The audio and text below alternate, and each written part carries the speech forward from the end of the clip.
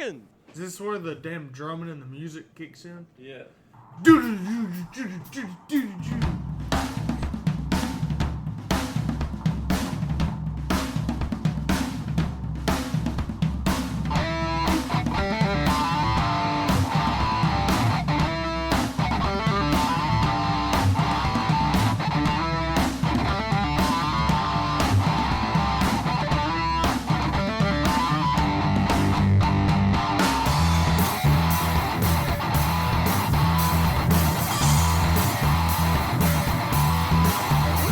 What is going on, everybody? Hello, and welcome to On the Pipe Podcast. I'm your host, as always, Tyler Shepardson, and today is Tuesday, March the 8th, 2022, and this is another episode of OTP's Weekend Review with Stu and myself. So, first of all, thank you so much for joining us, for joining the podcast, the OTP thing that we got going on here. It means a lot to me. I really appreciate each and every single one of you that listen to these shows. With that being said, I want to go ahead and apologize. We were in Florida this weekend. I'm actually in Florida for the week.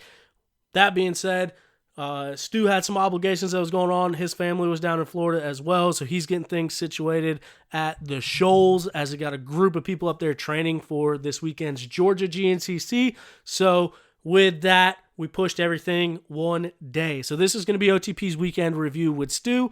Our regularly scheduled OTP Tuesday will be happening on Wednesday. So I've recorded 2 of those interviews. We got one more interview to do. So that is a fun episode, and can't wait for you guys to hear that one tomorrow. But today, we're going to do the OTP Weekend Review with Stu. So thank you for joining me. I want to go ahead and remind you, whatever you're listening to this on, if you could hit the subscribe button, it's going to keep you up to date with everything going on. Sometimes I drop random episodes, don't really post it on social media. Sometimes I put updates through there. So if you want to make sure you don't miss an episode, go ahead and subscribe wherever you are listening, whether it is Apple Podcasts, you can listen on Spotify, you can listen on YouTube, you can listen on Stitcher, you can listen to iHeartRadio. Anywhere that you can listen to a podcast, you can listen to On the Pipe Podcast, and you are very much appreciated for doing so. I got a little bit of allergies, a little bit of stuff, creepy crud going on, so sorry that my voice sounds a little bit different, but we were able to power through it, and I'm excited for you to hear tonight's episode with Stu Baylor, as well as tomorrow's episode of OTP Tuesday that's happening on a Wednesday. First of all, want to give, obviously, a very big T's and P's to a couple more riders that were injured on this weekend. Josep Garcia just announced that he broke his hand. He is going back home to Spain to have surgery so he can get healed up before his series actually starts overseas. So obviously thinking of him. Ricky Russell went down with a broken collarbone, so he's been nursing some injuries coming into the season, and then he gets injured at round 2, breaking that collarbone. So T's and P's out to Ricky Russell as well. And a buddy of mine, a friend of the show, Josh Strang, ended up colliding with a lapper Sunday, went down, ended up breaking his arm as well. So T's and P's and best thoughts out to Josh Strang, Ricky Russell, Josep Garcia. We go through a list of them here with Stu here in a little bit. Liam Draper got hurt. There's a lot of people that had some accidents and got their bells rang. So just T's and P's out to everyone. It's been a gnarly start to the season as far as the GNCCs are concerned, and some injuries that are going on. So Tyler Medaglia, I think he had a knee injury. Liam Draper with a knee injury.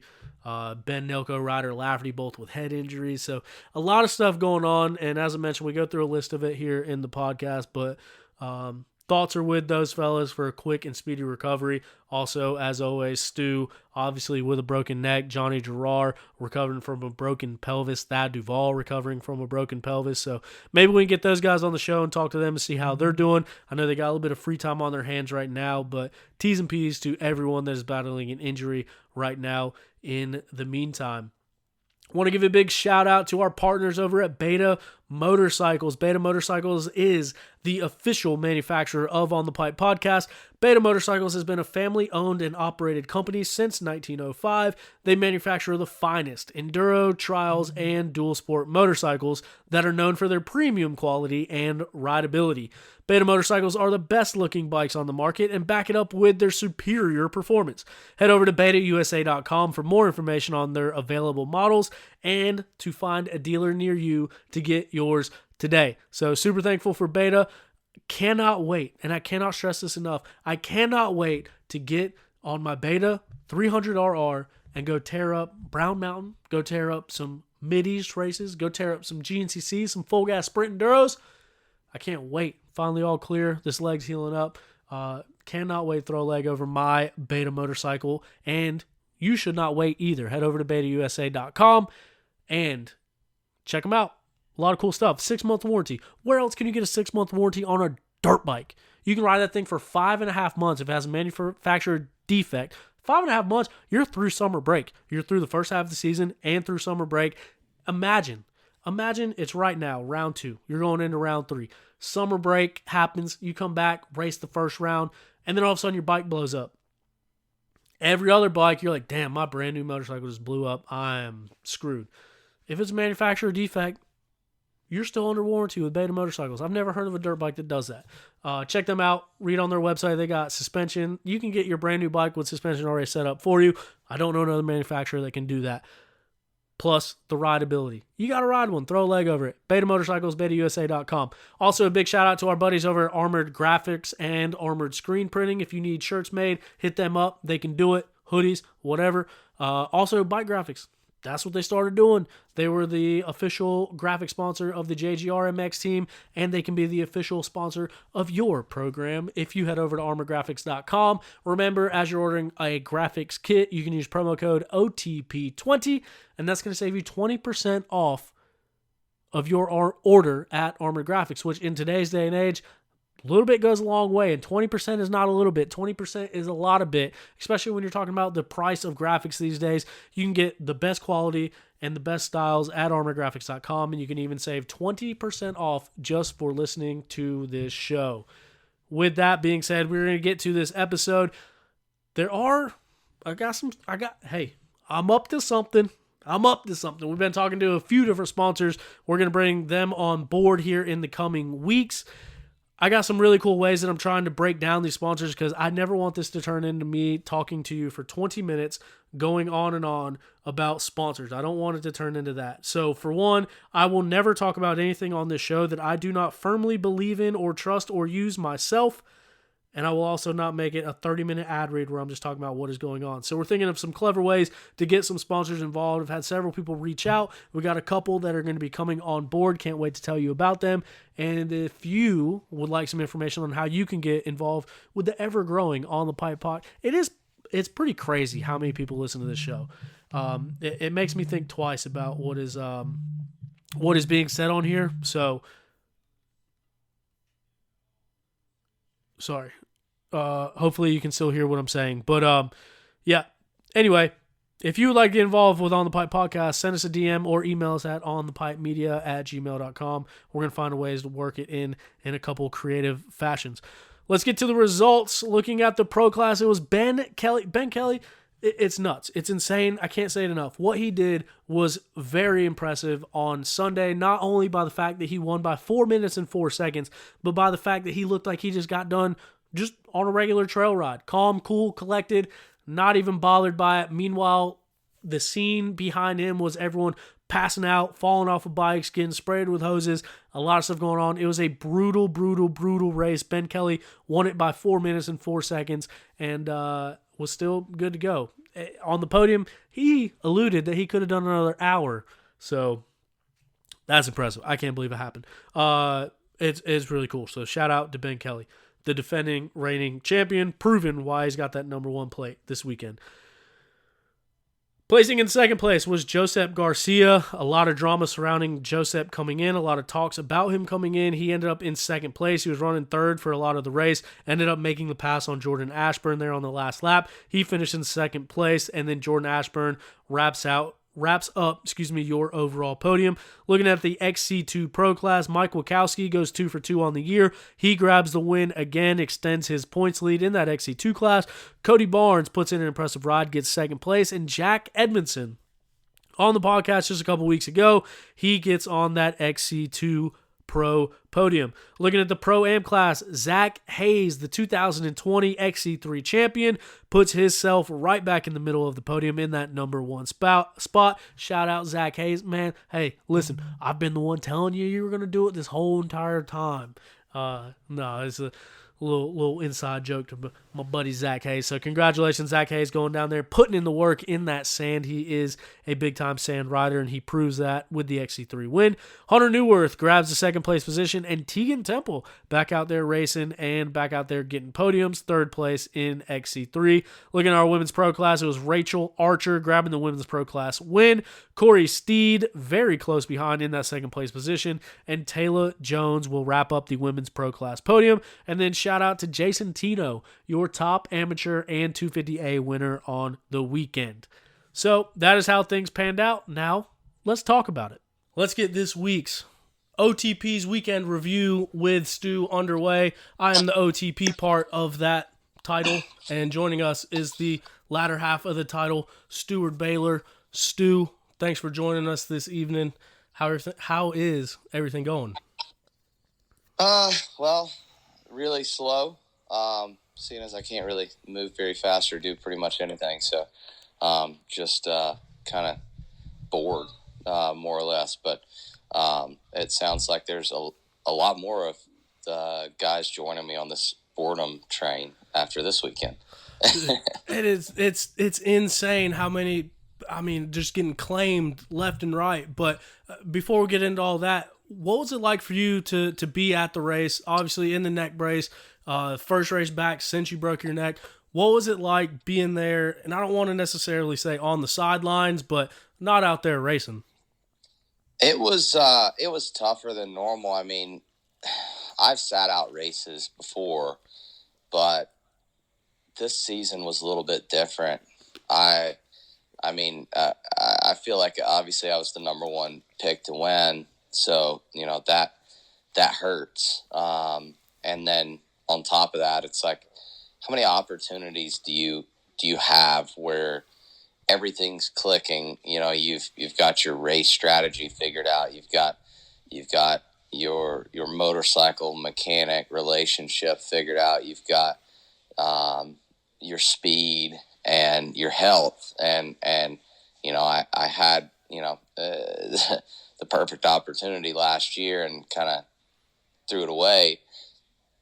And again this year, I felt like this year I came in riding this year. I've been riding better than I ever have in the past. I haven't made any mistakes. I mean, my riding has just been on another level, and I could take it up and do whatever I wanted to with it. And I felt better than I ever have. And at Big Buck, I was very uncomfortable. I kind of rode in that group for the majority of the day, and we did a lot of slowing each other down in that group all day, with everybody kind of being at each other's throats. And towards the end, I was like, okay, it's time to go. But I wasn't confident in some of the changes that I had made in the bike the week prior, and that's my fault. But I still knew that I was the guy to beat, and I was okay with a third place or a second place,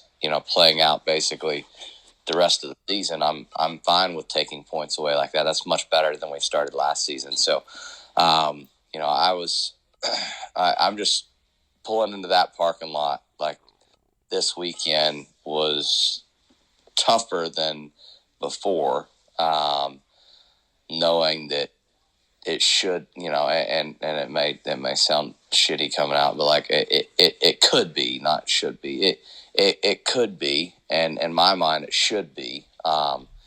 And that's, as a racer, that's the mindset you have to have. Like, it's yours for the taking. So, when I pull into that parking lot, like that's what I need to come across my mind is today is yours, this weekend's yours. And I pulled in basically saying, well, this is somebody else's. And to be honest, I knew it wasn't going to be an enjoyable race to watch from the start. I pulled Ben Kelly aside. Like, some kids asked me who I wanted to win. And I said, Josh Strang. They said, why Josh Strang? I said, because then it would at least be entertaining for a while before Ben goes away and walks away from the crowd. And they said, well, so I asked who you wanted to win. Who do you think's going to win? I said, Ben, by 2 minutes. And they said, you think by that much? I said maybe more. And I think I even said that on the live feed as well. And it's boring. So on top of all, everything else of me, obviously I want to race, but I want to see good racing. And I just knew, like, Ben's going to walk away. I think Georgia, we'll see some other guys possibly mix it up. Oh, wait, just kidding. There's nobody there. Dude. And so there's a lot to unpack in just that first statement from you. Obviously, it gets kind of weird for me, like, being friends with all you guys, because I'm just some guy talking about this stuff and just trying to shine a brighter light on it. And this is your guys' livelihood, and not only just your livelihood now, but that kind of legacy that all of you XC1 guys are building for the future. Like, a championship here never leaves the record books. And so it's kind of hard for me to talk about everything with, especially someone like you or some of the other XC1 guys, because to me, I'm a fan of the sport just talking about it. And to you, those are people that you're competing against. But with that being said, how scared is the wrong term. How concerned should the people that are left in XC1 be that Ben Kelly just went out there and won by over 4 minutes and looks like he just got done doing a 30-minute moto? Ben's in phenomenal shape. There's no doubt about that. I personally don't think that, and don't get me wrong by this, and I mean, I'm sure there'll be some pissed off people in XC1 by saying this, but no one's listening. Don't worry. Yeah, you're right. Not going to get back to anybody, I'm sure. I don't think that any of the other guys in XC1 even planned on winning this year. They were riding for podiums. And if they win, they're pumped on it. I mean, I'm saying that as in there's not a guy that planned on saying I'm going to come in here and I'm going to mop up this year. I think the only two with that mentality going in, and we've talked a lot about mentality, is myself and Ben, and obviously my outcome. But I don't think that anybody else was showing it, and it's not in an arrogant way. Like, Ben doesn't show it in an arrogant way whatsoever. But it's that the way you carry yourself, like the way that you, like, it's just different. When you're on top, and everybody around you can see it. They say that pregnant women are glowing. Well, badass racers are too. Like, there's just a certain way that you carry yourself, and I don't think that anybody else carried their self into the season quite the way that myself or Ben did. Other guys were like, they're shooting towards getting some wins.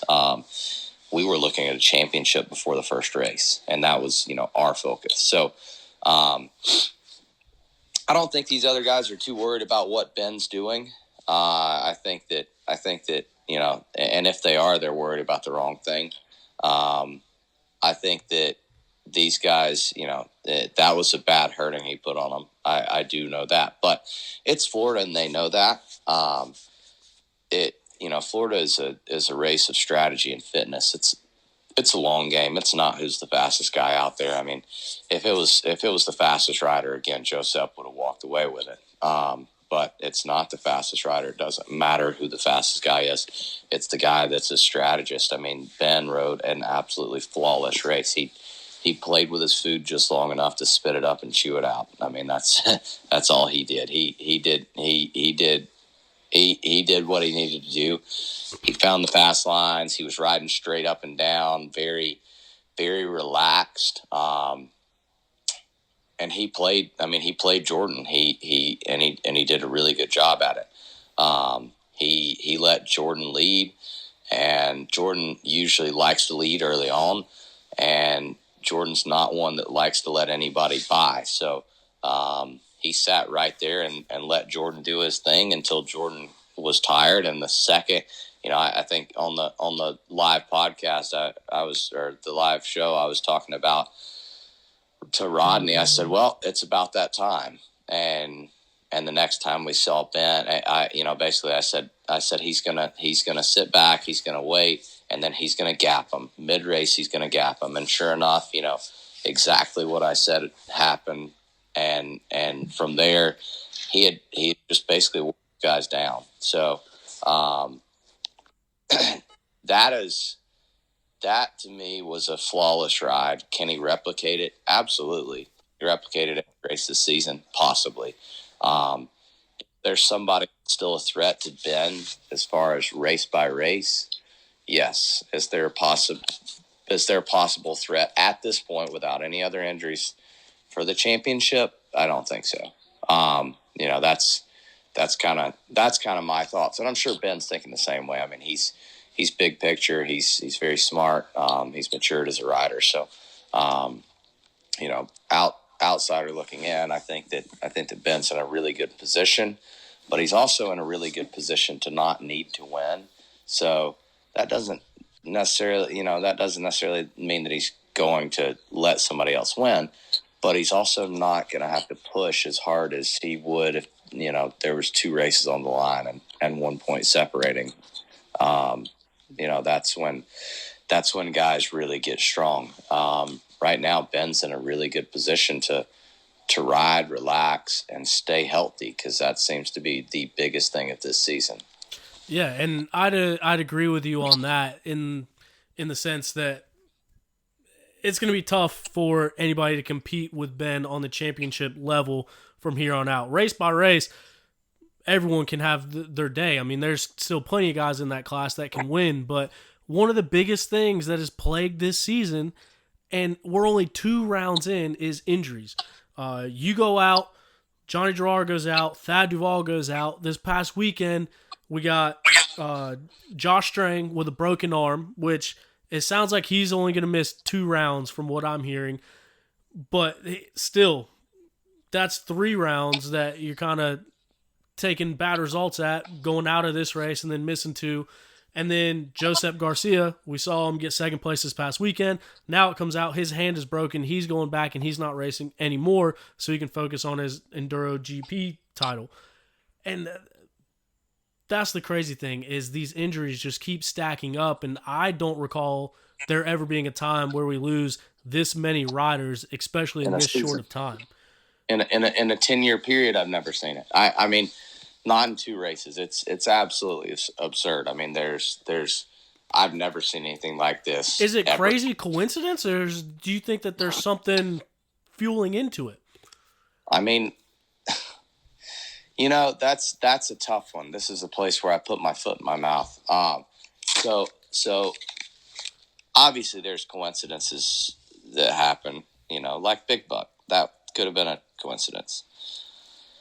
To back it up, it almost solidifies that there's an issue. The only things I can think is the track. Is the track the problem, or is it the amount of people? And, you look at a lot of these guys, a lot of the injuries were caused by other riders, tangling with other riders, changing your line due to lappers, whatever. Which takes us back to, kind of what we discussed last week about, is there a better way with a 3-day schedule to thin out lappers and make it safer? That could be something, possibly. But again, I don't know. I don't know the answers to anything as far as that goes. It could just be coincidence. I just don't think with this amount of guys, it is a coincidence. Is it, GNCC as the track crew has done a better job as far as making the track to where you can't get off to the side of it, but is that causing some of the issues? Maybe our the issues that flared up last season with a line that was developed in West Virginia has now made the GNCC track crew to where they have to banner, ribbon, everything all the way around. Should maybe they back their banners up to where the entire track's 50 feet wide on either side of the arrow? Maybe run that banner that wide so that people can use the edges. Is that part of the problem? I don't know. I mean, is it the fact of everybody can pedal the track so many times and the speed's gotten that much faster? Or is it now that all of these pro riders are training at facilities and year-round pushing the edge and taking what used to be a sport to where you showed up on Saturday, walked half the track, and raced on Sunday to a level of a 3-hour all-out moto? If that's the case, then I'm one of the ones to blame, because I think the facility makes me faster, and that's why we started one. So, I don't know. There's a lot of speculation there. Is there a quick fix? Maybe taking away all track preview, and you take away your track preview. Well, now guys are learning the track. But you take away the track preview, e-bike sales are going to drop, and now GNCC loses their title or presenting sponsor. So now you're on into another issue. So I don't know. It's very odd. It's tough to say exactly what's going on, but there's obviously something. Or something bad in the water, one of the two. And I 100% wasn't bringing that up for any conspiracy theory to point fingers or anything like that, because you can't blame this on the track or the track crew, I don't think, by any means. So that's not where I was going with it, for sure. But so this past weekend, it was kind of just, for strength situation, it sounded like two people in the wrong place at the wrong time. Lapper came over on him and pushed him into a log, or a lapper tried to get out of the way and hit a log and then bounce back into him. Something happened where it was just kind of a freak thing, and he fell and broke his arm, and then Joseph, looks like, hit his hand on a tree. So that goes back to our whole flags versus Barkbusters discussion, even though I don't think any of the pros run Barkbusters at GNCCs. But what I'm getting at is neither one of those things had anything to do with the track. I think it's just weird that there's been so many in two races, was basically all I was saying. Yeah, I mean, it's weird, but it's also like, you hear that saying, if there's something that sounds too good to be true, most likely it is. Well, I'm sorry, if there's something that is too odd to wrap your mind around, most likely there's something else going on. What that variable is, I don't know. Is it we see the track too many times?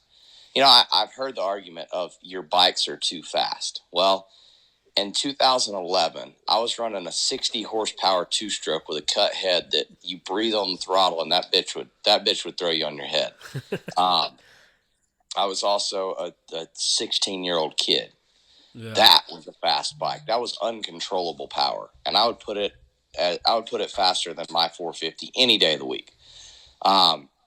So is it the motorcycle? Absolutely not. I mean, they could make they could now, with the new technology, they could make these bikes 80 horsepower if they truly wanted to.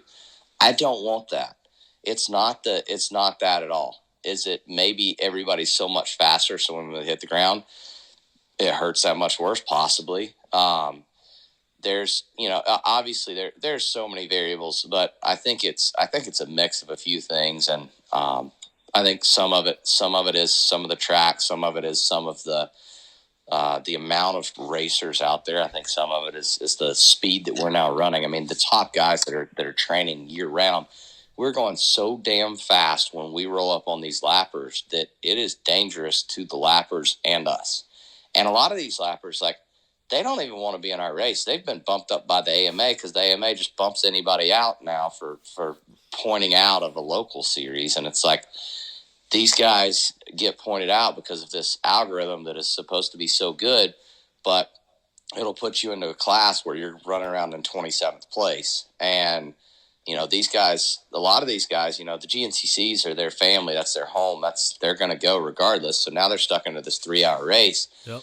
With guys that are going at each other's throat to make a to make a little paycheck at the end of the week and hopefully buy a bag of groceries or maybe a gallon of gas anymore. But yeah, I mean, it's tough. Like, it's tough to say exactly what's going wrong, but I don't think it's just all coincidence. It can't be. I mean, it's too much coincidence to be all coincidence, if you know what I'm saying. I mean, there were 6 XC1 guys that finished round 2 and damn near 20 that showed up for round 1. I mean, it's tough to say it's just coincidence. And that's the thing too about the whole bike speed. I mean, I can go jump on a XR50 and ride it fast enough into a tree to break a few bones. So, I mean, I don't agree with that argument either. I mean, Caleb won on a 150. You can't blame it on the... Do you think that in the Caleb Russell years, and I think we've talked about it in past years on the show, you and I, but in the Caleb Russell years where it kind of got to the point where guys were showing up racing for second place. And I know everyone goes there with the intent to win, but there was a period in that time where it was just, hey, let's do the best we can behind Caleb. And now it's kind of more of an open season to where we talked about before. There was a few people that could win the championship, and now even more so with injuries coming up. But also with that with the championship on the line, the championship being more open allegedly than it has been in the past. But then also knowing guys like Ben, like Jordan, are going to be consistent. And like you and like Strang, like all these guys, are going to be consistent. So it's like, do you think, sitting back in the pack, do you think riders are pushing themselves harder now because really there's more on the line and you have to be consistent? Otherwise, you can be out of the championship just as quick as you were in it. I don't know. I don't think so. I mean,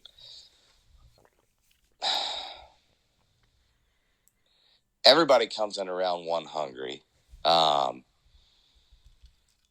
Maybe with a few more injuries, they came into round 2 hungry, or I'm not sure. I mean, that's hard to say. It's not like it was just the guys up front getting hurt or the guys that were, competitive are fighting for a podium getting hurt. So, it's hard to say if that's the case. I don't know. It's that's a tough one. I mean, I think that there's some things that can be changed. I think that, one thing, and I brought it up in my Instagram story is the overall health care at the track.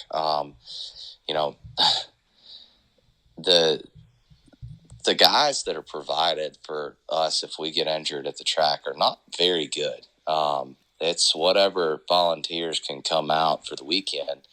And, I've seen... And let me tell you something. In some of these backwoods counties in the middle of nowhere, the guys that are volunteering to work overtime on a Sunday were not the valedictorians of their class.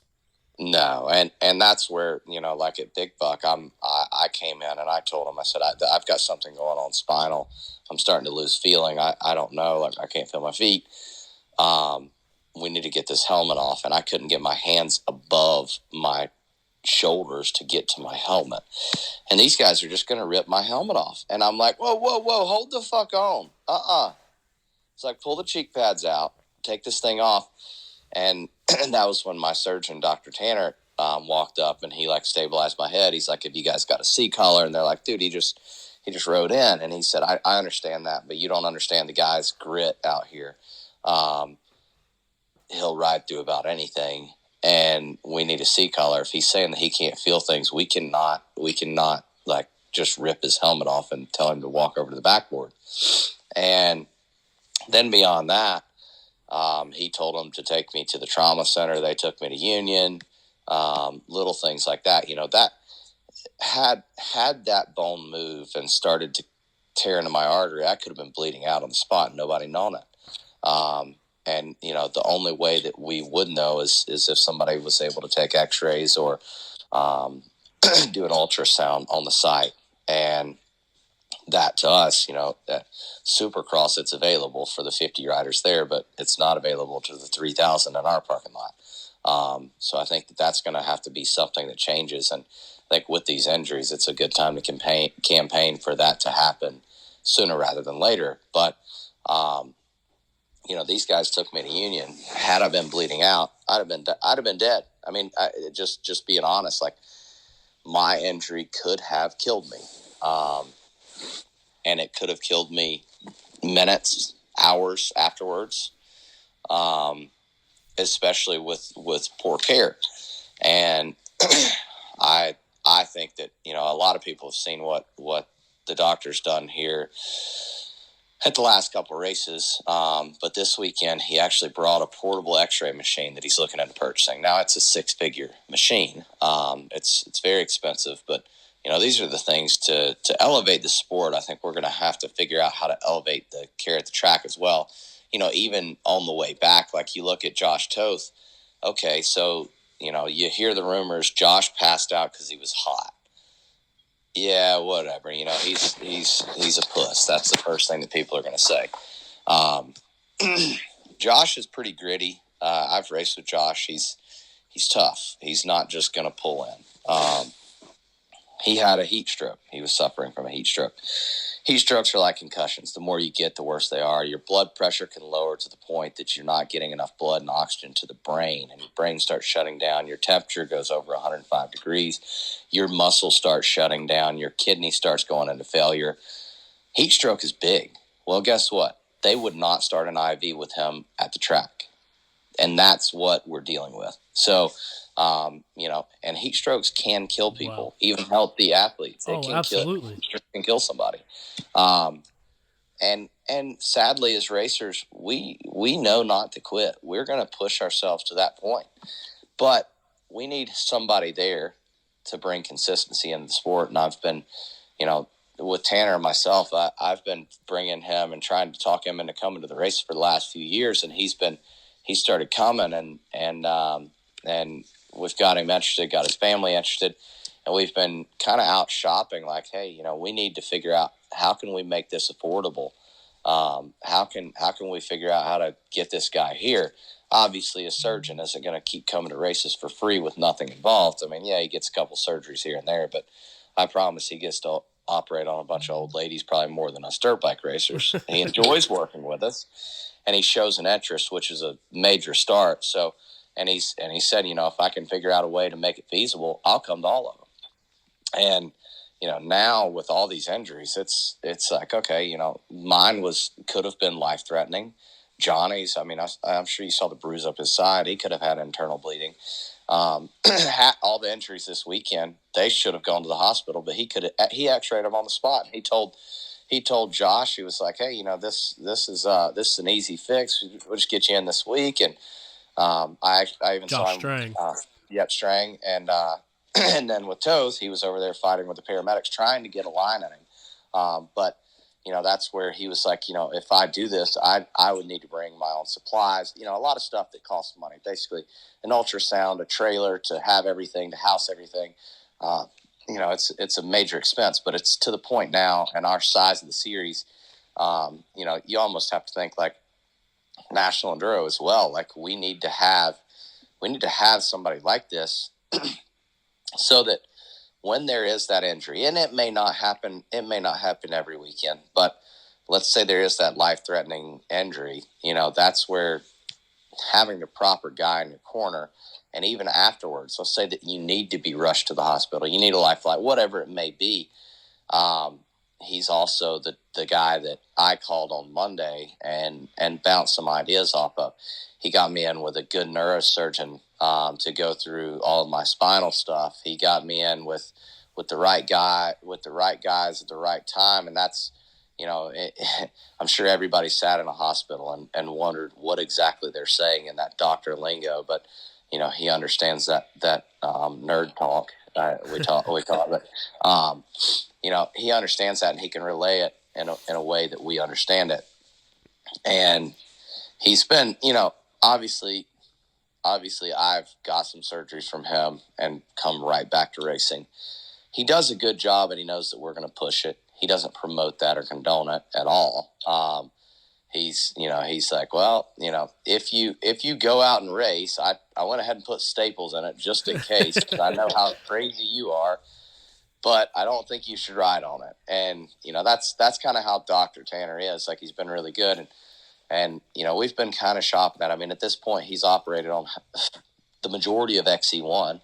And he's who he hasn't operated on, he's seen in clinic, and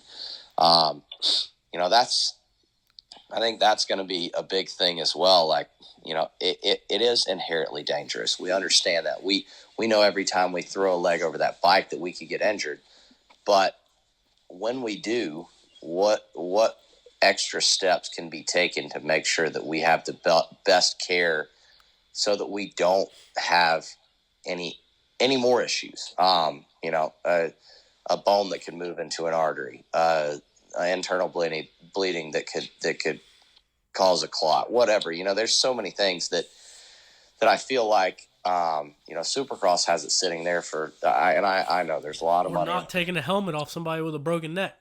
Or not, exactly. And bringing Tanner in, like, he can do that stuff. He could provide fluids if somebody's going into heat exhaustion to cool their body temperature, bring their blood pressure back up, and hopefully keep them healthy. And then on top of that, he can provide X-rays there at the track. There's so many little things he can, just if something needs stitched up there on the spot, or Ricky Russell bleeding out last year. There's just so many things where when the paramedics get there, they don't know what the hell they're doing.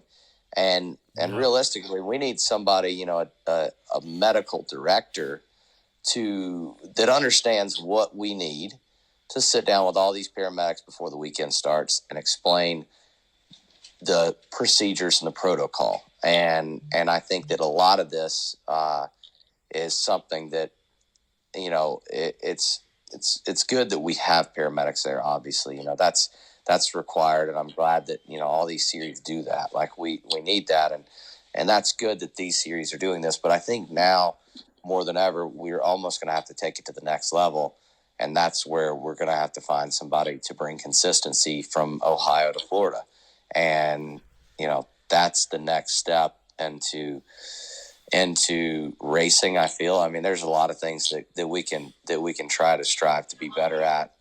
Through the series, through the teams, through the racing in general. But I think the next thing that we really need to pay attention to, and with all these injuries, I think it's the perfect time, is what can we do for injury prevention? I mean, obviously, every mom is going to feel more secure knowing that there's somebody like that at the track. Maybe people getting involved with racing are going to want to be more involved with GNCCs than their local series because they feel safer there. So that's kind of my thoughts on it. Obviously a long spill there, but it's a work in progress, and even concussion protocol, stuff like that. Obviously there were some concussions on the weekend, heat exhaustion, broken bones. He saw just about everybody, but he knows the right people, and we need to find that consistency moving forward. And, I just, however we can figure out how to get him in that parking lot with his x-ray machines, with the things that we need to feel safer as racers. I think that's going to be a big role moving forward. Man, and that's really interesting. That's stuff that I never really thought of until now. I had a brief experience that I just kind of want to talk about. Before I get into that, who you're talking about right now, Dr. Mark Tanner, he's on Instagram. OrthoDogsSC is his Instagram name, so that's DAWGS or SC, so OrthoDogsSC. So give him a follow, check him out, because like you said, he's helped so many of you XC1 and XC2 riders in the past, currently, including doing an operation on a rider today. And then going into the future as well. But kind of bouncing off of what you were saying before, there was a full gas that was also at Big Buck, so Union County. And I guess it was 3 years ago. It was actually the race that we lost Brent Cahoon, the guy from Carb Sport. It's actually the race that he ended up passing away at. But The night before that, there was a C-Class rider that fell basically in the farthest away section of the parking lot. Like, you couldn't get much farther away from the parking area than this kid crashed and fell. So, compound tib fib, goes out there. We come back, get the paramedics. Now, it's an AMA rule that there has to be paramedics at every single race. But, once again, it is not the top of the class people that are out in that ambulance. And this kid, compound tib fib, we do our best to get out to him. Obviously, us track workers, we're there first while the paramedics are making their way there. I think Hooper actually gave the guy a ride on a four-wheeler or side-by-side or whatever. But then he gets out in the woods, and we're like, all right, do you got a splint? He's like, no. I was like, all right, do you have anything to start an IV or any type of pain medicine? Nope. I was like, well, what do you have? The guy went out in the woods, didn't have anything. Didn't have a splint, didn't have anything to help out. So then we go back, get back to him. Then they don't have a backboard, so we have no way of getting the kid out of the woods, and we have no way to transport him from where he's at out of the woods. It basically turned into this whole ordeal that took over 2.5 hours to get a kid out of the woods, and it was dark and raining by the time we got him out. And that whole entire experience, the only thing that I was thinking that entire time was, what if this was a life or death injury? What if this was a broken neck? What if this was internal bleeding? What if this was a broken femur that nicked an artery? He would have died.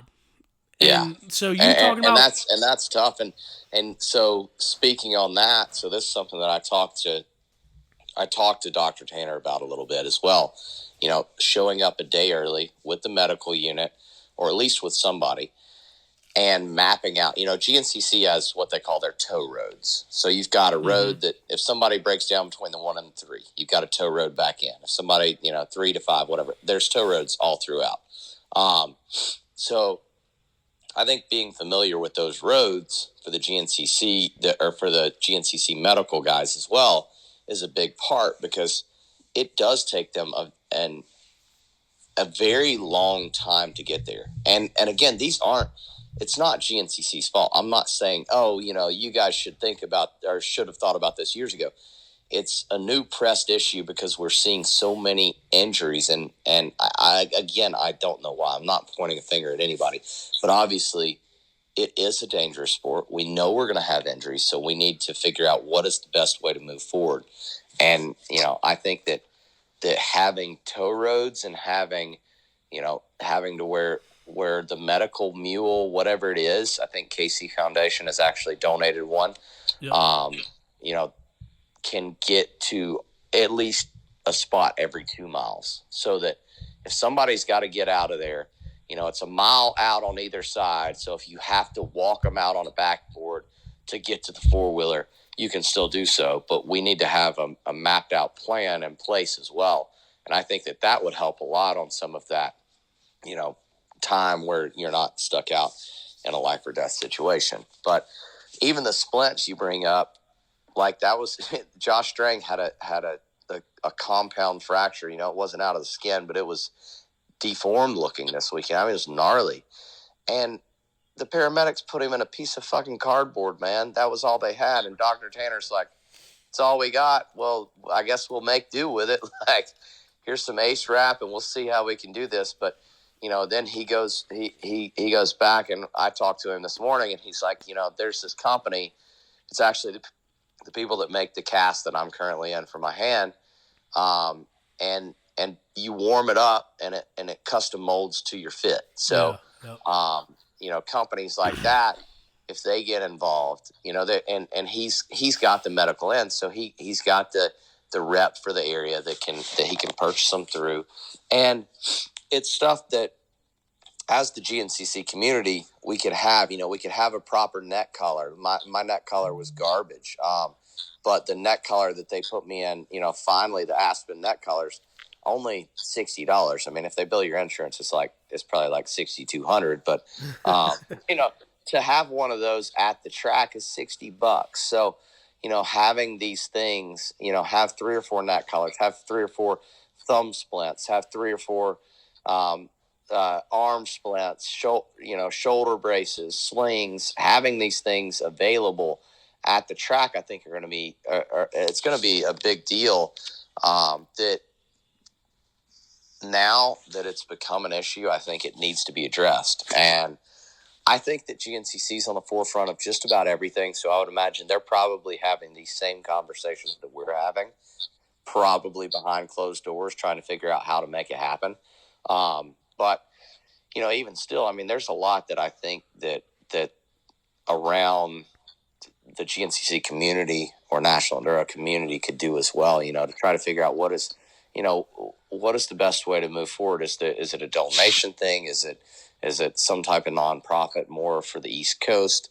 I just don't want it to get to the point where we see a rider lose his life before we decide to make major changes to the medical care that we can provide at the track. And that's, I'm afraid, but that's something that needs to be addressed soon, because it's getting dangerous. And again, I don't think we can control it. Riders are going to continue to push themselves. I mean, a good rider has no quit in him. I mean, yeah, the new future generation coming up is a bunch of Biden lovers, but they'll probably quit easily long before their bones are sticking out. But there's always going to be that one guy or those few guys that are going to dig through anything and could literally put their lives on the line for this sport. And even still, there's, no matter what, people are going to race, and racing accidents happen. So, there's always that crazy crash that everything lines up right and you land on your head and break your neck. Or like Ricky's crash last year that you mentioned, when his handlebar broke and sliced his whole leg open into his artery. Yeah. I mean, absolutely freak accident. Absolutely freak accident. I mean, that's the things where we've got to have people that are prepared for those situations. Yeah, and even, just like you mentioned, there's a cost associated with every single thing you do in this world, and that cost is going up day by day right now. But to have those resources available and have someone available that knows exactly what they're doing, and like you said, an actual medical doctor, I don't know how to go about getting the funds for that, but it is a good idea, because no matter how much it costs and how much additional it cuts into the bottom line of any race series, as soon as it saves one life, it's worth every penny spent tripled. And maybe there's somebody on this podcast that's listening in that has hundreds of millions of dollars and says, you know what? I want it to be named after me. I want this foundation, and I want to figure it out. So that's why I figured I'd bring it up. If not, we know we've got a bunch of rednecks with $2 in their pocket. Actually, they had $2 in their pocket until they had to pay for Biden's fuel, but now they got 30 cents in their pocket. So, which is only worth 10 than it used to be. Yeah. Yeah, we could go on. We don't even need to go down this path. We better stop here.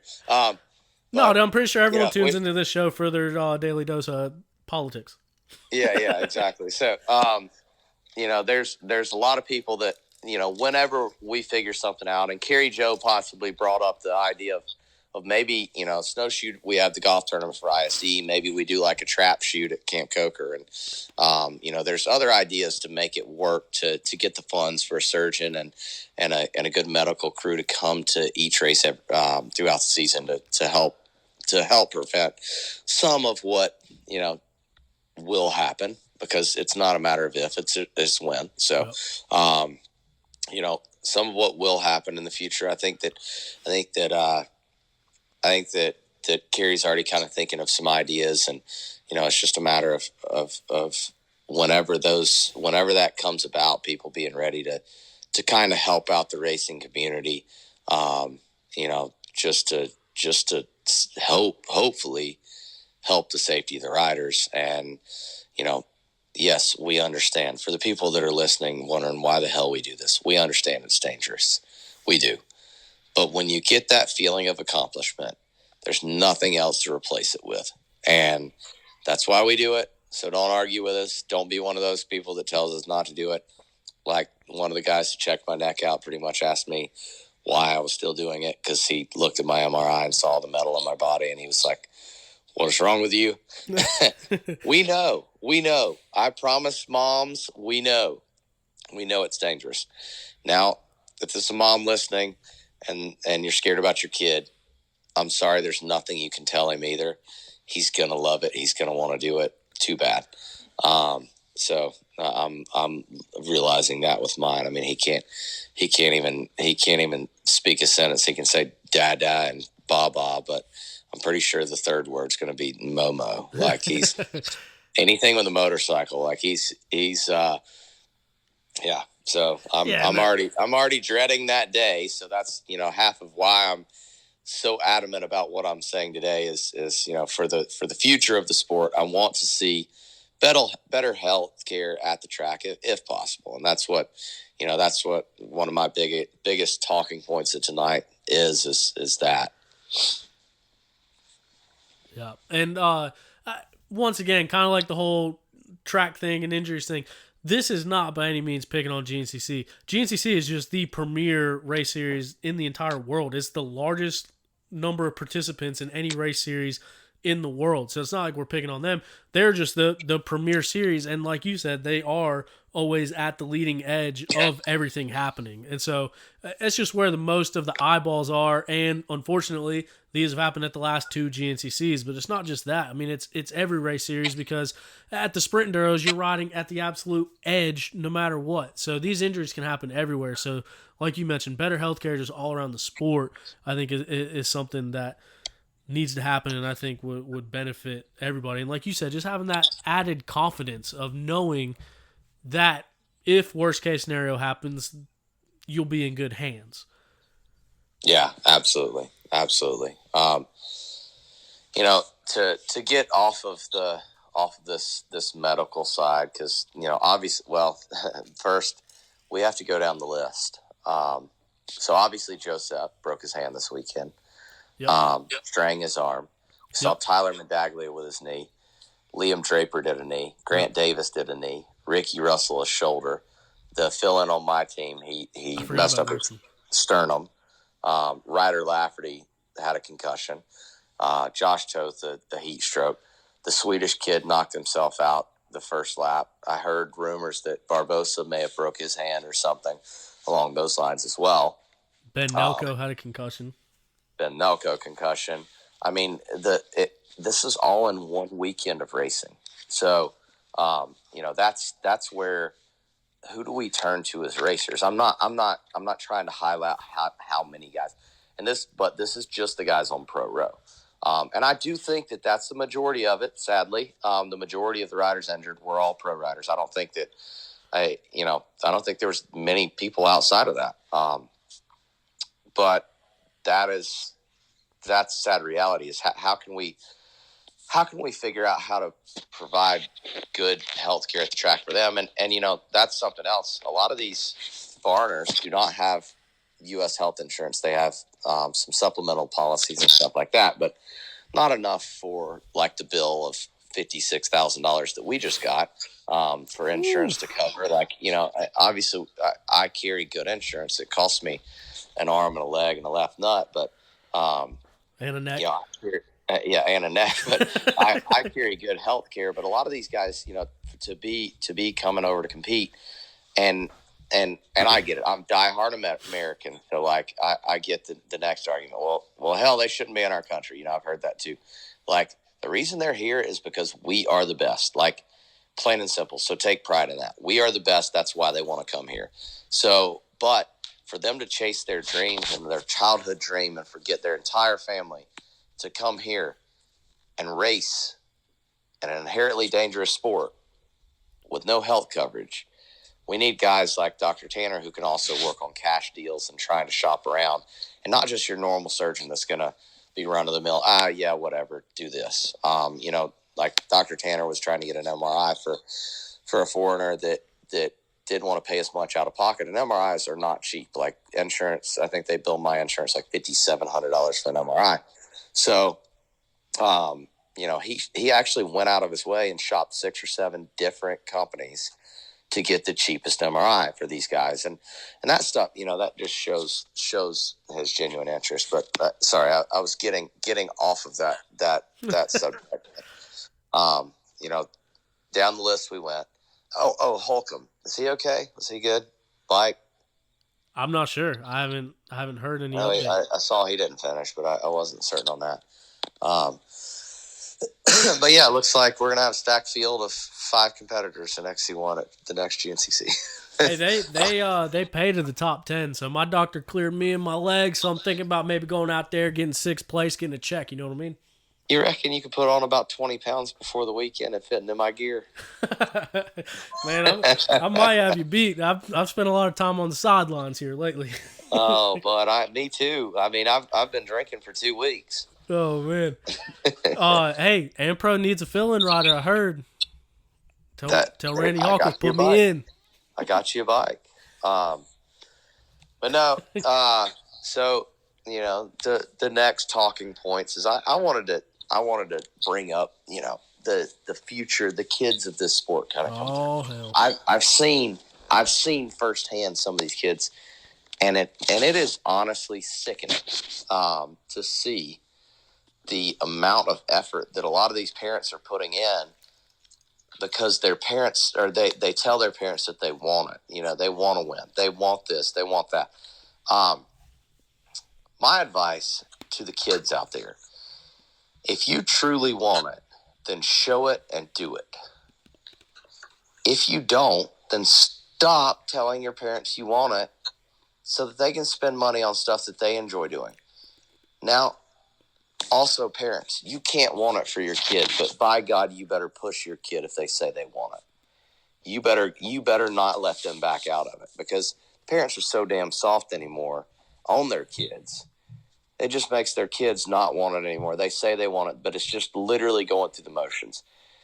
I had to say it again this weekend. If you truly want something, you will crawl back to your bike to finish. And it's not just in racing, it's life in general.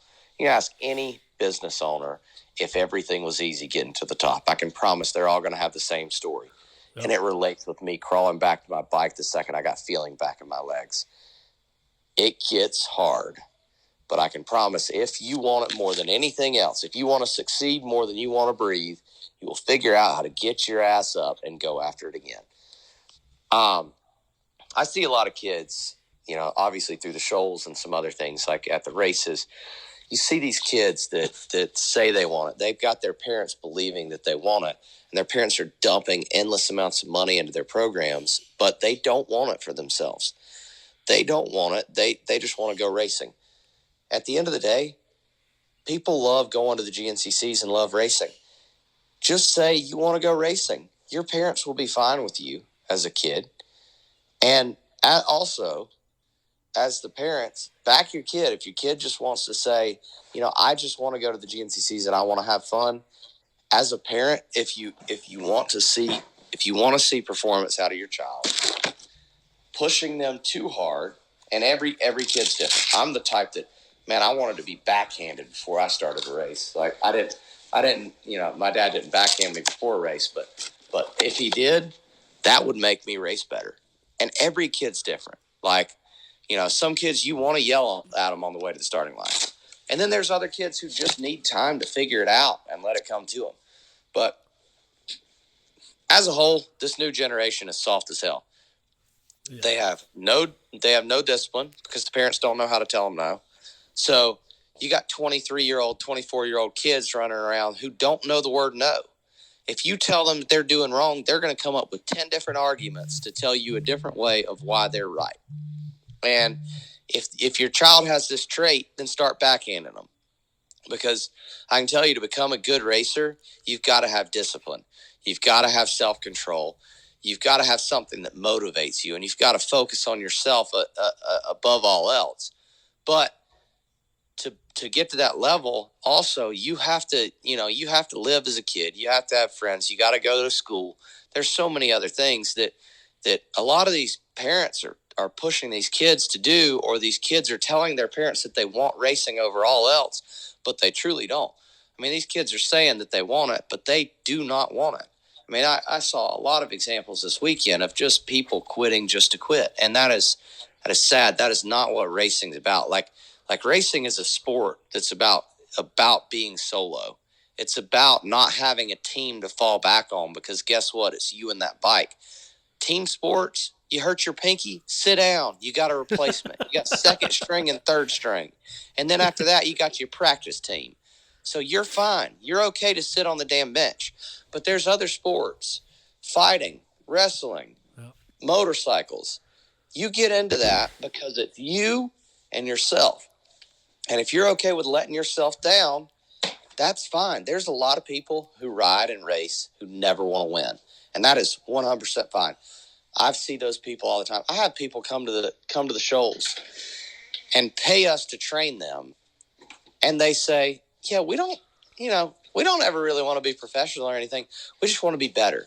And that's fine. They know where their goals are. Yeah. If you've got your goals there, and that's one thing. But, a lot of these kids are out here telling their parents they want to be the best, but then they send them to a facility and the kid just fucks off the entire time. And I see it day in and day out. And it's like, kids, if you don't really want it, don't tell your parents you do, because your parents, the day you were born, your parents are going to back you 100%. You may not agree with them every day, and you may not feel like it, but your parents are going to do everything they can to back you 100% with what they can in most cases. And, at the end of the day, these kids just don't appreciate it, and they ride it out, and they're just doing enough to get by. And enough to get by isn't going to make it in racing, and it sure as hell isn't going to make it in the real world. If you don't believe me, go and ask your parents that have to work every day. But, that's another thing I wrote down just because I saw some crying and complaining around the podium at the youth finishes and all these excuses. And excuses don't make you better. Excuses just give you one more bullshit reason as to something you can fall back on. Plans make you better. Figure out how to make yourself better. I mean, even at 6-year-old, these kids, I don't know if it's, and maybe it's a lot of the parents' fault, but if your kid makes excuses for their actions every single time, then maybe the parents should wonder, do they do the same things? Because these kids at 6 years old know how to make excuses better than a grown-ass man. I mean, they're going down the list, and the one I love hearing is, there was people in my line, there was people messing with me in the track. Bullshit. I've been racing my whole damn life. I've been interfered with one time my entire life. Bullshit. I hear on every 50 and 65 podium about how somebody was in the track. No, that's because you had your head down and you ran into another kid who was probably getting picked up by another parent. So, yes, there was technically somebody in the track. Pick your head up. It's your fault, not somebody else in the track. And, I mean, my complaints there are deep. This new generation of parents, they're my age, but there's a lot of soft people out there. They're not the type of person who would, let's say, I don't know, break your neck and finish the race, or break your wrist in turn one at a GNCC in Ohio, turn one, come back and finish and win the race. Thad Duvall did that, broke his damn wrist in the first turn, crash, and finished the entire race and won. Those are hard to come by. You don't find people like that anymore. They're so rare. But right now, I'm seeing so much of this soft ass just crying and no discipline, never been told no. Everything's a problem. You hear a kid talk, the reason I'm talking about this, Thad and I were actually discussing it. We're both broke up and we're talking about the good old days. And we were discussing like little things like, do you remember when nobody had their suspension done on super minis, and we would go out and ride until our fork seals leaked? We cleaned them up, and then sooner or later they would just stop leaking. Well, hell, they were out of oil. We didn't know any better.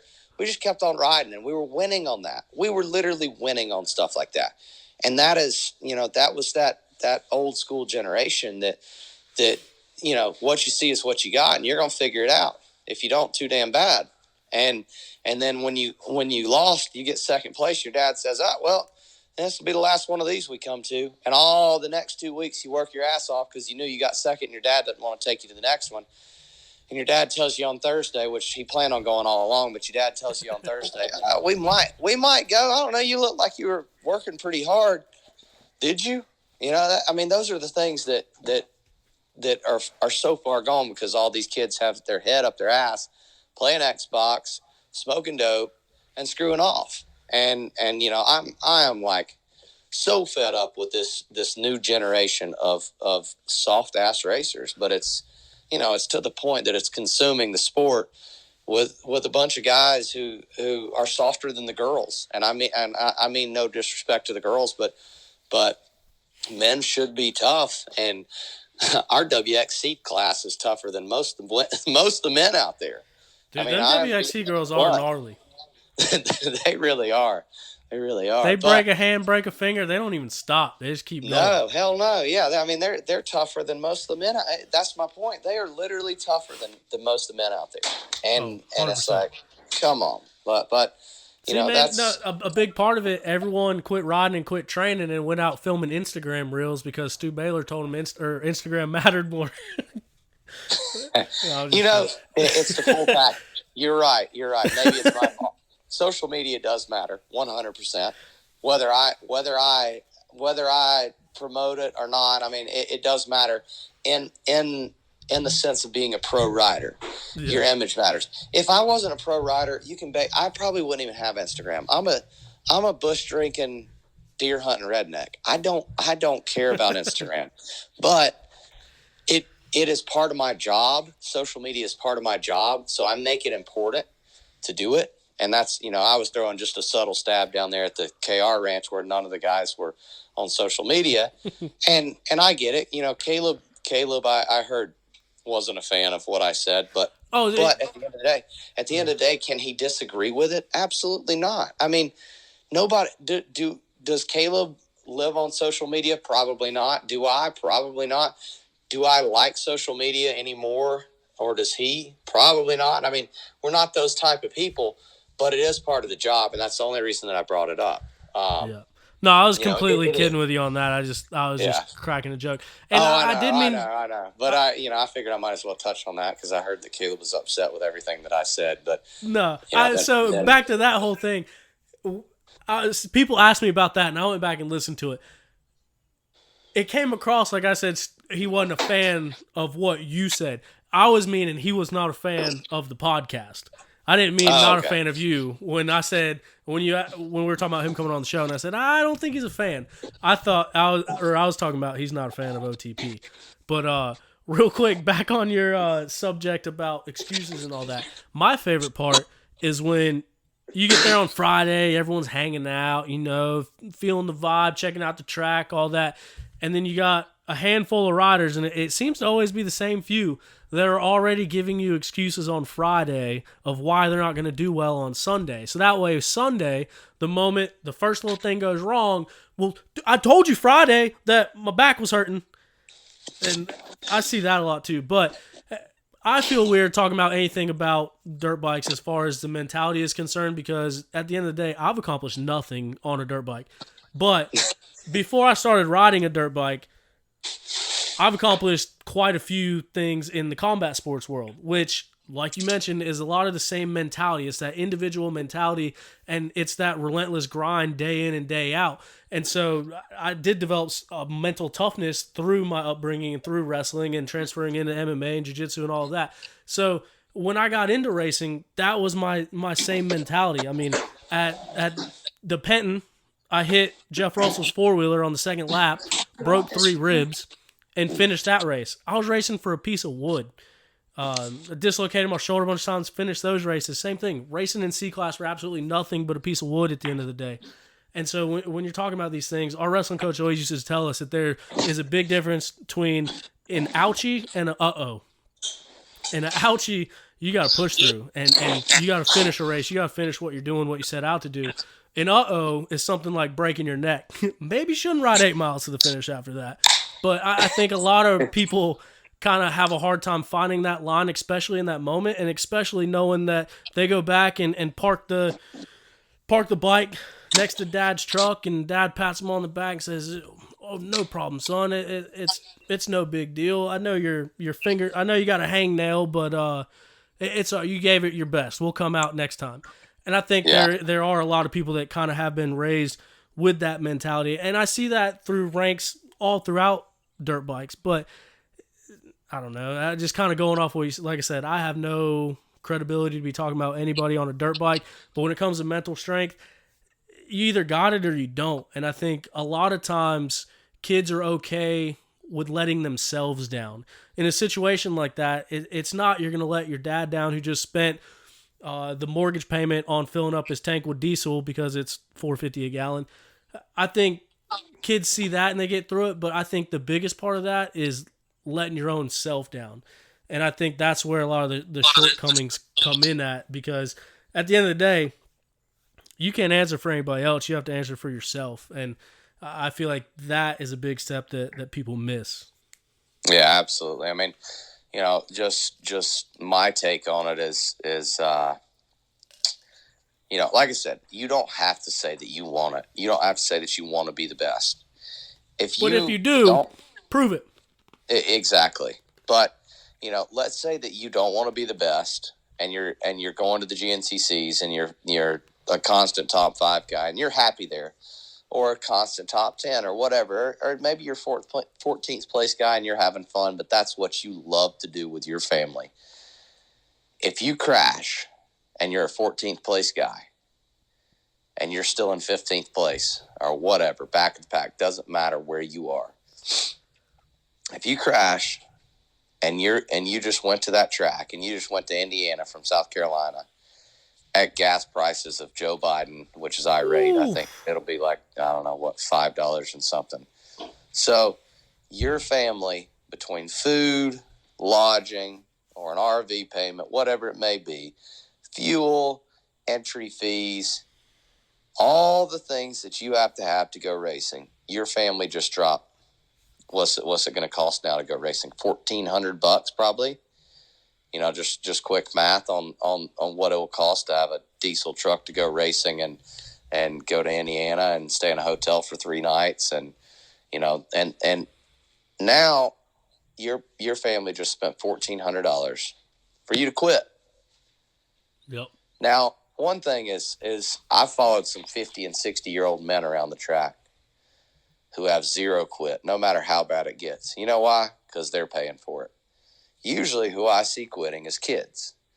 And like you said, they're giving up on themselves, but they're also giving up on their entire family. And the fact that a lot of times their family allow them to do this is wrong. Okay, it might cause a conflict between you and your kid because you said it's wrong, but it's wrong because they're going to get so used to giving up on themselves. It's going to be easy. It's going to be natural for them to give up on themselves, to the point that when they crash and somebody says, "Hold on, you look hurt," they stay down on the ground because, it's easy to give up. Somebody else gave them an out. And kids nowadays look for those outs. They search for these outs. And so, every time you quit, it gets easier and easier to quit the next time. Absolutely. And that's a lot of it. And if my kid wants to play golf, then by God, he's gonna hit that golf ball every single time like it's his last.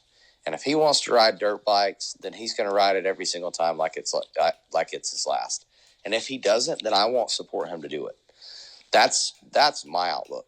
And I might be tough on my kid whenever he gets older, or maybe we get along just great, or maybe he's one of those rare kids that just has that work ethic.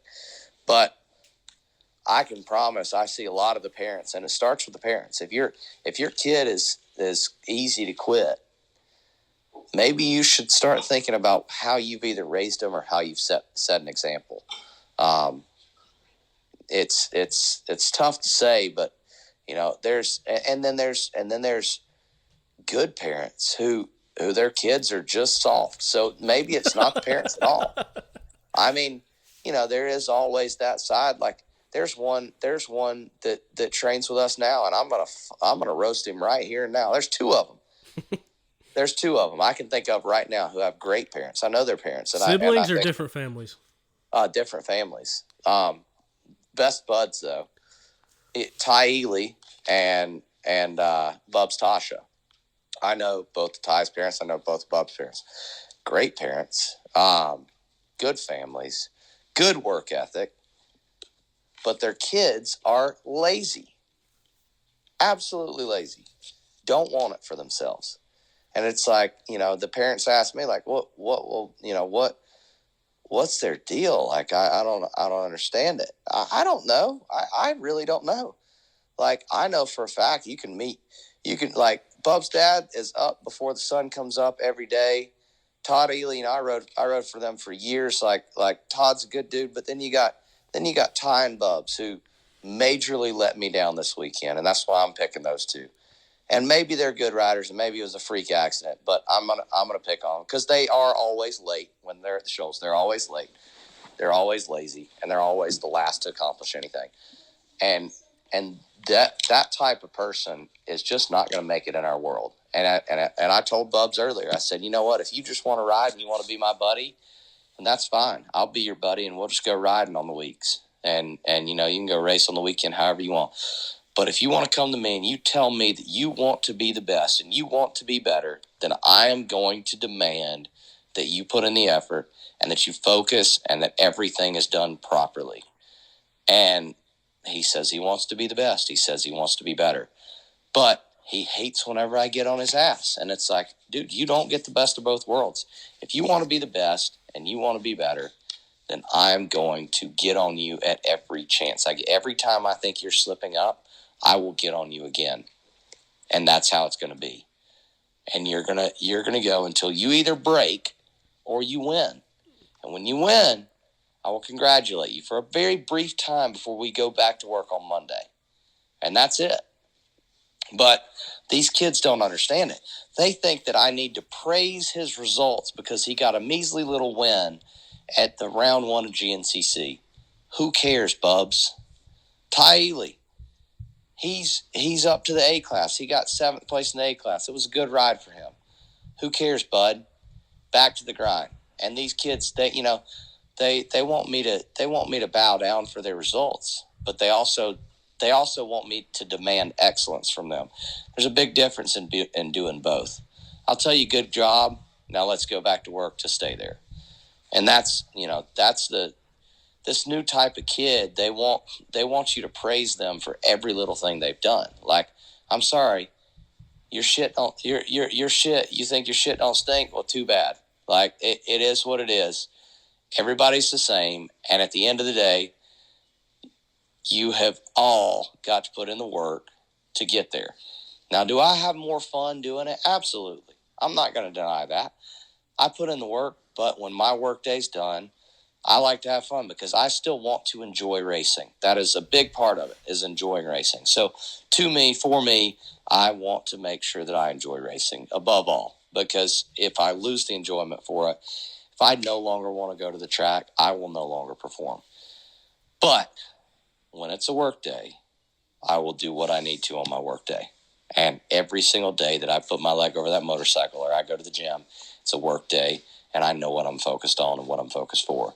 And a lot of these kids, prime example, those two, they just don't want it. And their parents are, they got good parents. I've seen both of their dads get onto them. So I know they've got discipline. I know they know what no means. But, even still, it's like some of these kids, like, how do you maintain it at that point? How do I figure out how to make Bubs want it? Because I can't want it for him. His dad can't want it for him. But he claims that he wants it, but his actions speak otherwise. And it's frustrating. But I see that more and more, and it's more just the entire generation. I think probably a lot of it, because I did say a lot. Parents, but I think I'm going to back it up with a lot of it as well is social media and what they see, because they see these people living different lives and they think that that's relatable. I mean, it's like girls who think that they need to be treated like Kim Kardashian. Well, bitch, you didn't make me a millionaire. Sorry about it. Yep. And just kind of touch on it again, like it. For those, and I didn't realize this until later in life, because same thing, like you gotta, like exactly what you're talking about, that tough love, that tough coaching. Yeah, it sucks in the moment, but later on when you get those race wins, you get those championships, I think someone's gonna look back and say, "Oh, I remember that day Stu was on my ass and trying to get the best out of me." It's not because you don't like them; it's because you know what they're capable of and what to expect out of them, and hold them to that standard. And it's the same thing coming up. Like, there was days I hated my wrestling coach, and now I go back and attribute him with most of the success that I've had in life. And as I mentioned, as unqualified as I am to coach somebody on a dirt bike, I am even more unqualified to coach someone on parents because I have nothing but a golden doodle. Don't have any kids. But it's one of those things that if a kid learns it's okay to quit in a race, it doesn't just end there. It's not just they quit in Florida, so they're going to quit in Georgia. If they quit that race, they're going to go to school, and the test is going to get hard, and they're going to quit trying on that test, and they're going to fail that test. They're going to get hired by a company one day, and the task that they have to do at work gets too hard. They're going to quit on their boss, and they're going to get fired. Which is why you can't find a restaurant to eat at with more than 2 waitresses right now. Yeah. With a sign on the door that says, sorry, we're short staffed. But that's the thing. It's not one little thing. Like I think a lot of people fail to see that big picture, and I failed to see that big picture until later in life. But if you quit one thing, you're going to quit everything in your life. And so I hope, my ultimate goal, I just hope and pray that one day some kid, some mini rider, all the way up to a damn 31-year-old vet C rider, I hope they have a horrible race, they get heat exhaustion, they bump their head, they tip over, whatever may happen, they bump their knuckle, and I hope one of them hear your voice from this podcast and like, oh damn, Stu's gonna call me a bitch. What would he say if he was looking at me right now? So I just hope that someone takes away from this conversation the sentiment of it all and where you're coming from as a whole from it. And I hope that someone reverts back to this conversation and finishes the race and pushes through it. It's already happened. It happened this weekend after our last podcast. Somebody actually came to me after the race and on the quad side, that's a listener to the show. Shout out quads. And yeah, I mean, there may only be 2 of them, but quad life matter. Hunter Hart listens. What's up, Hunter?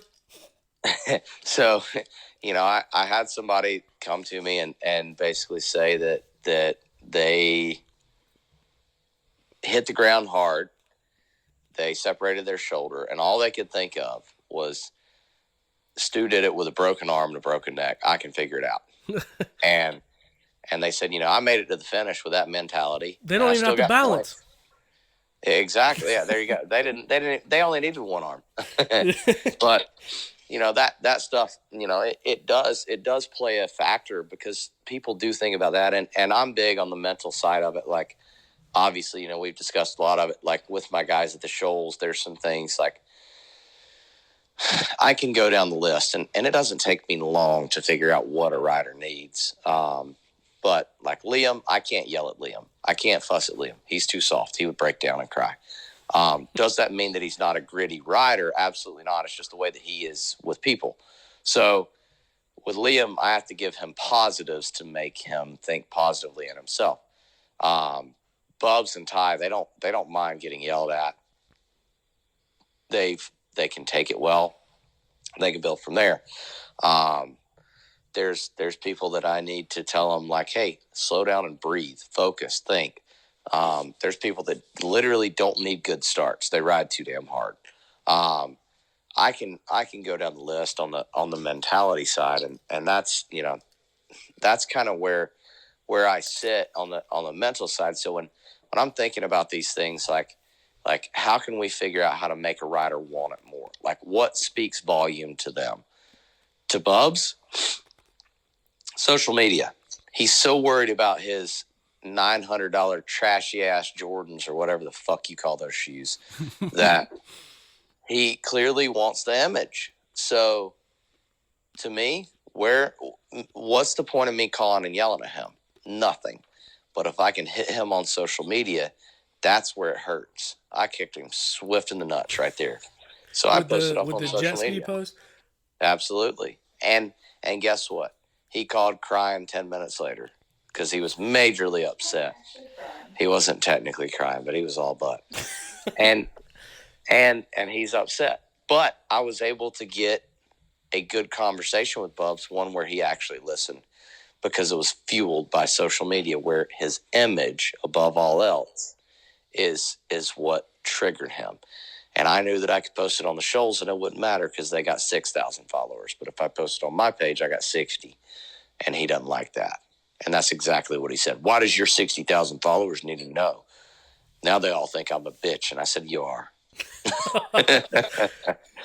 But, those are the things, I can tell you where riders' minds are at and how to get each rider, how to get the best out of them. It's tough.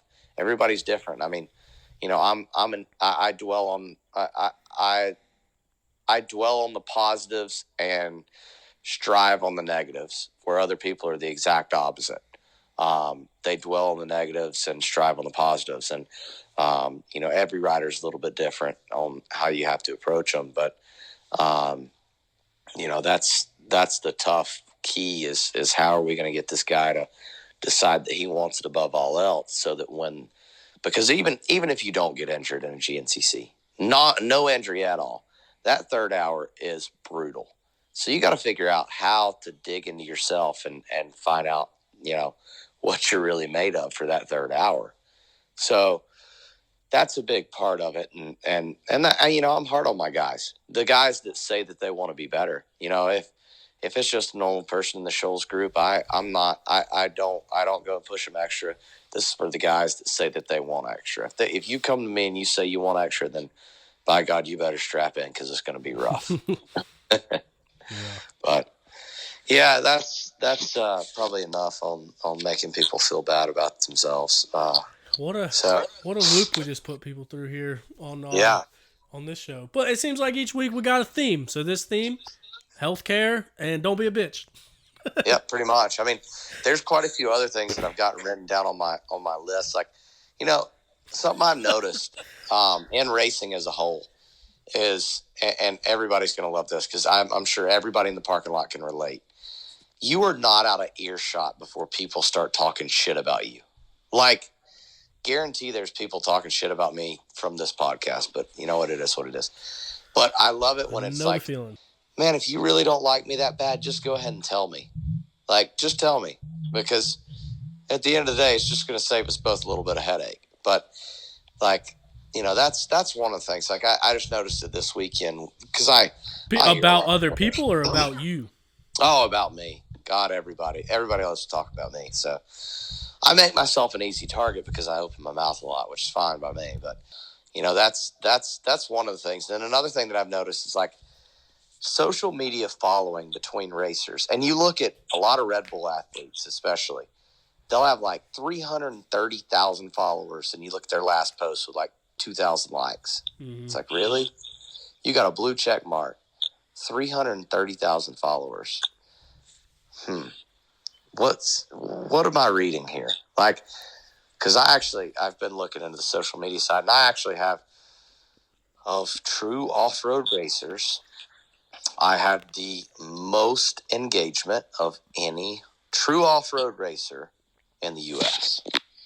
Not somebody who comes from a supercross background or dud both, because I think like Ryan Sipes would have me beat there. But aside from that, like true off-road racers have better engagement than just about anybody.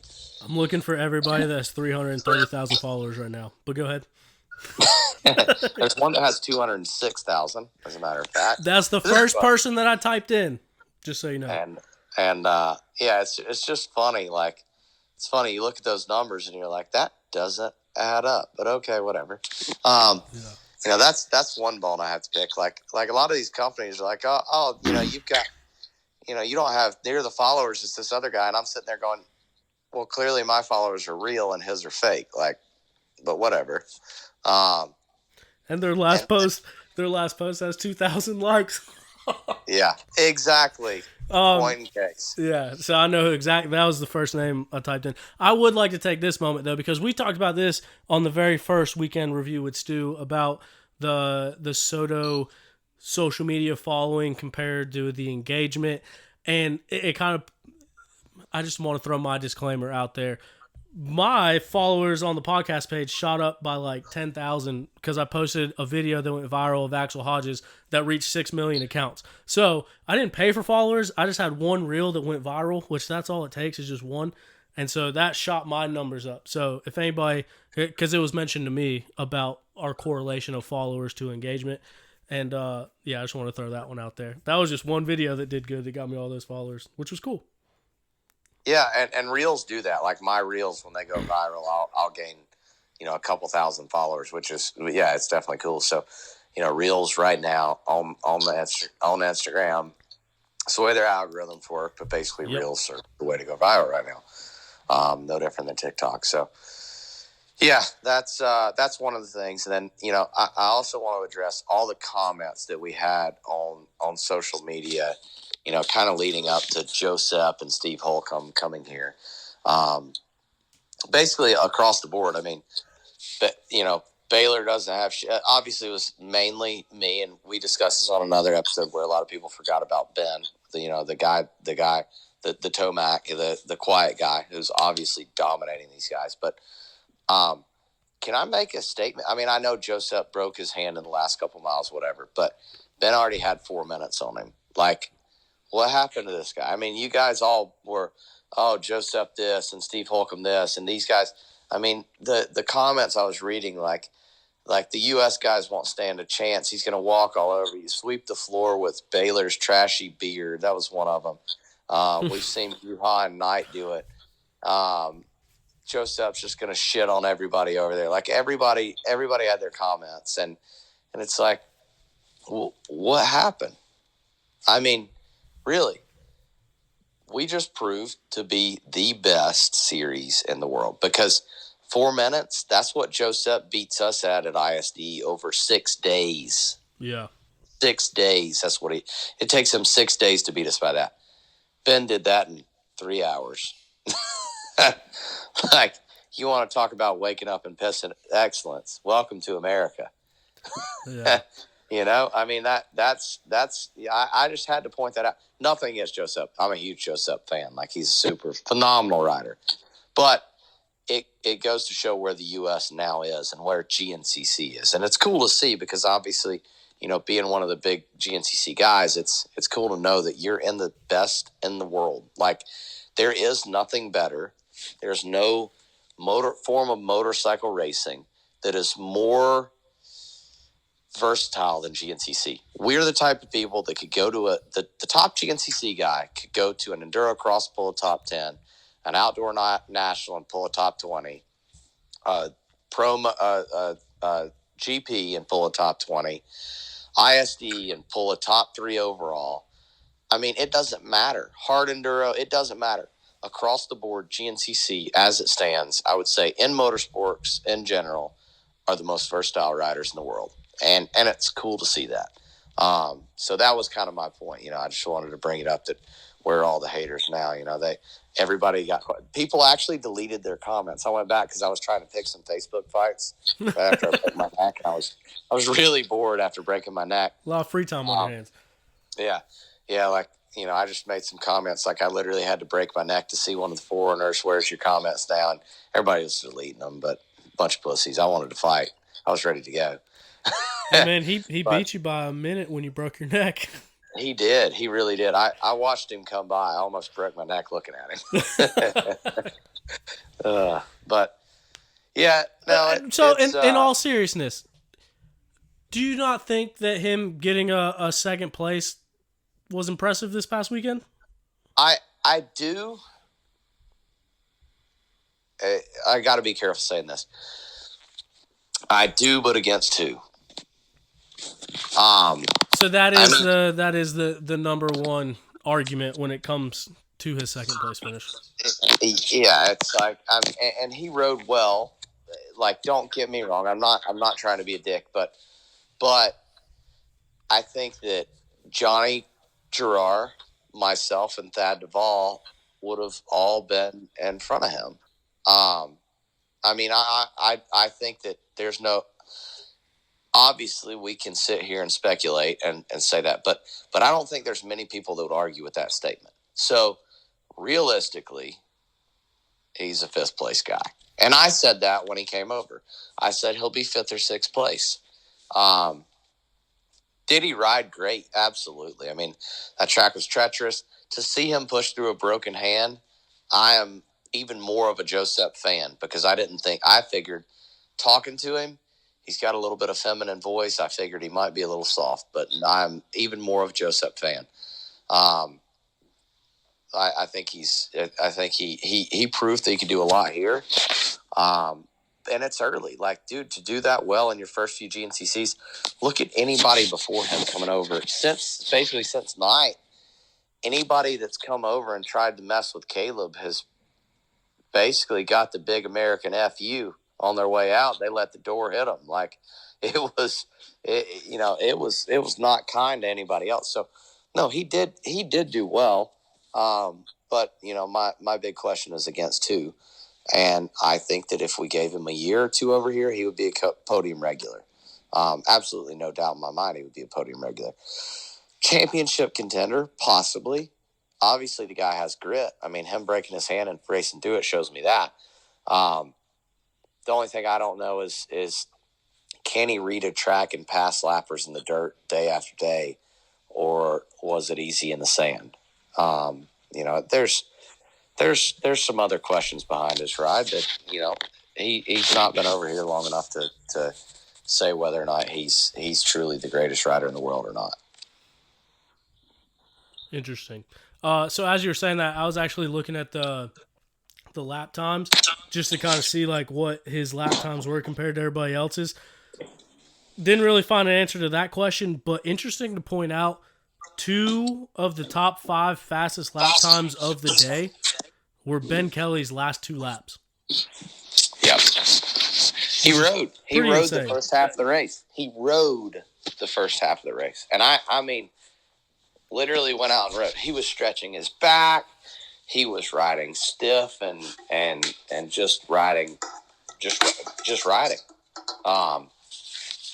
Yeah. I have, at Big Buck, and I said it on the episode, that I thought that Ben Kelly did not ride a perfect race. At Florida, you can ask my guys, because I texted it to the guys that say that they wanted to be better. You can ask them who I said to go watch.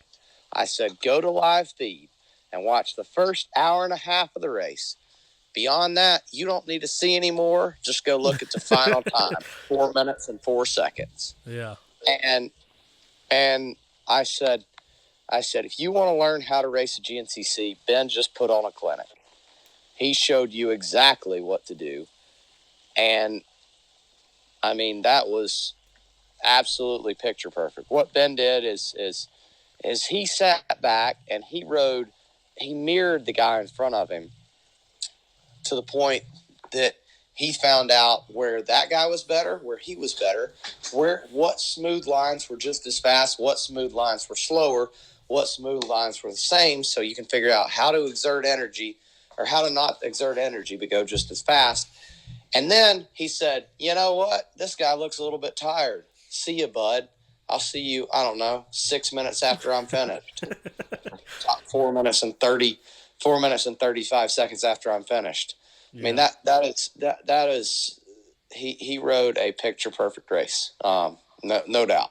And I think that Caleb's racecraft is starting to show in Ben. I think that they've obviously had some discussions on that. I think it started last year, and I think, maybe me and my loud ass mouth opening up might have set him onto a pace to where he learned that racecraft a little bit early, because that was something that I studied and I then discussed it on live feeds and social media and other places. Maybe I should have just kept my mouth shut. But adding fuel to the fire. Yeah. I mean, Ben has figured it out either way. So no, absolutely picture perfect race. He did exactly what he needed to do, and those last 2 laps were absolutely phenomenal. This was a weekend, I know, with your injury and on the sidelines, obviously is not the year that you were planning this out to be. With that being said, can't thank you enough for your time. We do have back-to-back GNCCs next weekend. Next Monday, you got anything going on? I'll be right here. Where will you be? I guess I'll be right here talking to you. Well, I'm in Florida now. I'll be in North Carolina talking to you, but all right, figuratively, all right, I'll be right here. I'll be right here on the couch talking to you then. Sounds good, man. Well, Stu, thank you for your time. This was an awesome episode. Can't wait to hear through the pits what people say about this one. But nevertheless, see you. Are you going to be at Georgia? Yep, absolutely. And the people will hear it through the pits because I promise I hear it every weekend. Good, bad, and indifferent. I hear a lot of bad, so apparently we're doing something right. Damn, I guess I need to throw in more jabs in. I don't get any of the bad stuff. I just get the good stuff. That's not fun. Wait. Before we log off, Craig DeLong. He specifically This is your segment, Craig. He needed somebody to talk shit on him on this podcast. He's been listening and waiting for somebody to shit talk him, but his name hasn't been brought up in the shit talking. Craig, you suck. That's all I'm going to say. Perfect. I mean, how can you shit talk a guy whose rookie year he's finishing 4th place this weekend, and what was he, 5th, 6th at the first one? Like, yeah, you can't shit talk that. He's riding good. But Craig, you suck. Just for you. You said you wanted to hear it. There you go. On the podium in his XC1 debut. Yeah. How do you bash on that? But no, just for you, Craig, you suck. That's all I'm going to say. Damn, Craig. There's so many people that have had a worse XC1 rookie season than you. What are you doing? Oh, man. All right, man. Well, thank you for your time, and I'll see you this weekend, and we'll talk to you next Monday. All right. Sounds good. Talk to you then. Thanks. See you. All right.